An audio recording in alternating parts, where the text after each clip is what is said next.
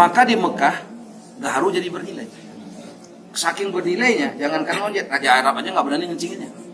1 gramnya itu mahal, karena untuk bahan baku parah.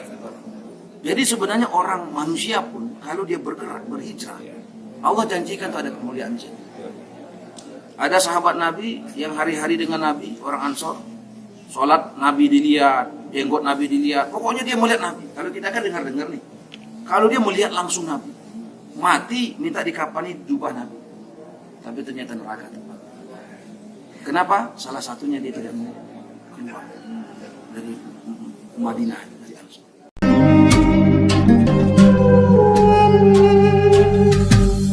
Mereka itu disuruh makan kerak nasi, ya kan? Tamu disuruh makan enak. Kalau sekarang kan terbalik. Sehingga zaman dulu berkah anak-anak itu. Zaman sekarang susah berkah anak-anak. Maka saya lihat, oh ini datuk saya ini mau begini. Ini Kamboja. Maka anak-anak Kamboja yang kami dengarkan itu nggak ada yang apa. Wajahnya bagus-bagus. Ada satu anak yatim yang saya ajak, saya pondokkan di Kamboja. Kemarin saya jenguk dia sudah hafal 30 juz. Dan di Kamboja ini Masya Allah, walaupun mereka kan nggak ada lautnya, nggak ada minyak bumi, mereka nggak punya emas, mereka nggak punya nikel, batu bara. Kamboja itu negara kecil, tapi mata uangnya lebih baik dari kita 4 kali lipat.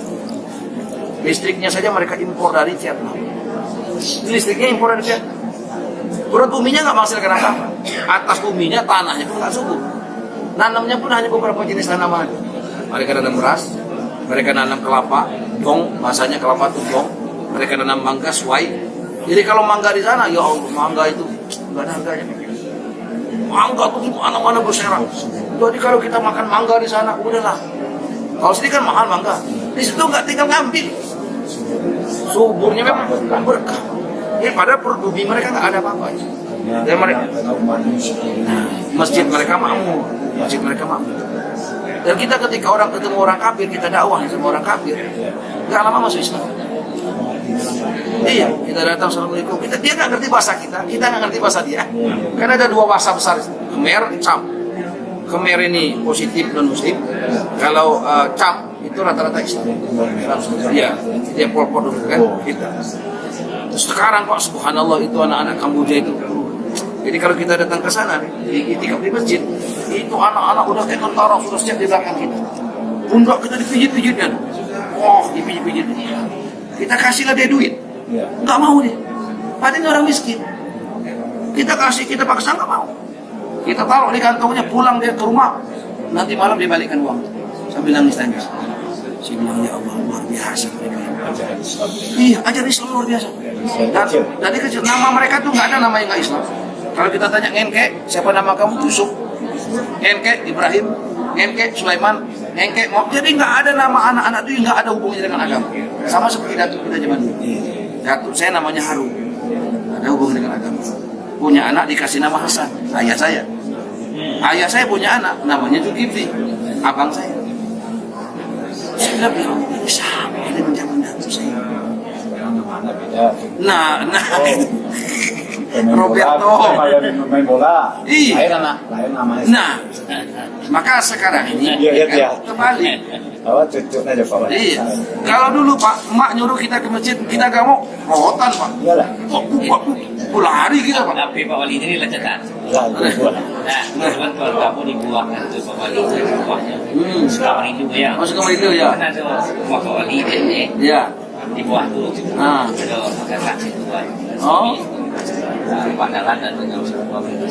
Iya. Dari pinggir. Jadi di kota ya. Iya, Pak. Tadi kurang dulu kemarin. Oh, iya. Kurang dulu kok sedikit. Yang merantau. Pulang Palembang itu banyak nih. Banyak, betul. Nah, aku rasionya. Nah, Di kayu orang dulu nggak mau merantau atau apa aja. sebenarnya itu juga yang mau saya bicarakan, cuma waktunya lama ya, sebentar ya. Jadi salah satu nilai itu ditinggikan Allah orang yang merantau, orang yang berhijrah. Coba kita lihat siapa penguasa dunia sekarang? Cina, betul nggak? Bukan karena matanya sipit, tapi karena Cina merantau. Coba kalau Cina nggak merantau, nggak hebat ya. Kalau kita lihat di Cina, yang hebat itu bukan orang Cina, orang Betawi.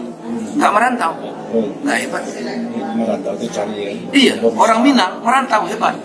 Bupati Bengkulu Utara orang Jawa. Kenapa? Karena transmigran dulu. Walaupun dipaksa merantau, tapi dia merantau juga. Hebat dia jadinya. Bupati Muko-Muko orang Jawa, padahal itu Kabupaten Bengkulu. Sebetulnya Bengkulu itu Pak, nama udah dapat. Namanya Merah Putih kan orang Bengkulu. Iya, orang Bengkulu. Berkibar.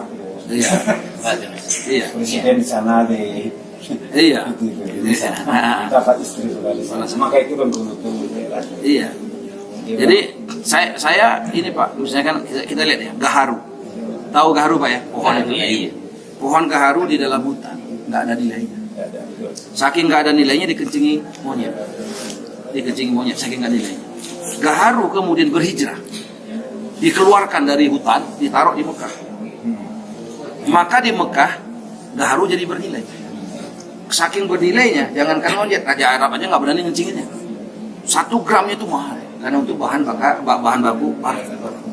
Jadi sebenarnya orang manusia pun, kalau dia bergerak, berhijrah, Allah janjikan tuh ada kemuliaan di situ.